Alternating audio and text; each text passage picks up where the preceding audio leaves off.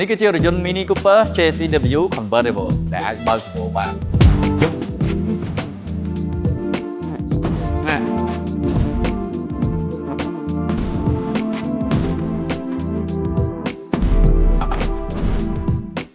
នៅសួរបងប្អូនទាំងអស់គ្នាប្រហែលឆ្នាំមុនយើងមានរថយន្ត Mini Cooper បិទមួយគ្រឿងដែរដែលជា Mini Cooper GP ដែលអាចបើកលើផ្លូវក៏បានបើកទៅលើទីលានក៏បានដែរបាទគឺជារថយន្ត Sport របស់ Mini Cooper តែម្ដងតែចំណែកថ្ងៃនេះវិញគឺ JCW Convertible ទ្វារ2ដែលជារថយន្តមួយអាចបើកបរបានយ៉ាងមានផាសុកភាពហ្មងដោយសារម៉ាស៊ីន 2.0 ផលិតកម្លាំងសេះ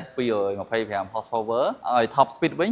245 km ក្នុង1ម៉ោងមិនយឺតពេកទេបាទមកល្មមព្រើហ្មងជាពិសេសដែលយើងបើកនៅក្នុងក្រុងអីក៏ស្រួលមែនតើដោយសារតែសាយទូចប៉ុន្តែការ design អីគឺស្អាតហ្មងខ្ញុំជឿជាក់ថាបងប្អូនដែលស្រឡាញ់រថយន្តសាយទូចប្រកបជាដូចស្រឡាញ់ Mini Cooper ច្រើនគ្នាមែនតើជាពិសេសបងមិត្តនារីបាទរីឯផ្ទៃខាងក្នុងវិញក៏ការ design របស់គេបែបរថយន្ត sport like sporty បាទគឺលក្ខណៈមានកណាត់លាយជាមួយនឹងស្បែកធ្នេរពណ៌ក្រហមទៀតបាទរំលេចចេញមើលមកគឺបែបទាន់សម័យតែម្ដងអញ្ចឹងឡាននេះគឺបងប្អូនទាំងអស់គ្នាដែលទៅខេត្តឬក៏ពេលល្ងាចដែលចាប់ផ្ដើមមាន sunset គឺយើងអាចតម្លាក់ដបូលកណាត់ចេញមកគឺយើងបែប enjoy តែម្ដងនៅពេលល្ងាចមើល sunset អីនៅសមុទ្រអីអូពិសេសមែនទែនអញ្ចឹងរីឯគូតខាងក្រោយគឺសាមញ្ញខាងក្រោយគេដាក់ Cooper បាទ John Cooper Work តែម្ដងហើយស៊ីម៉ាំងមួយដើមបាទនៅខាងក្រោមបាទមើលមក clean ស្អាតមែនទែនអញ្ចឹងរថយន្តដ៏តូចច្រឡឹងមួយនេះគឺយើងនឹងបង្ហាញនៅវីដេអូក្រោយអំពី process មួយចំនួននៃការការពារទៅលើរថយន្តដ៏ cute មួយនេះបាយបាយ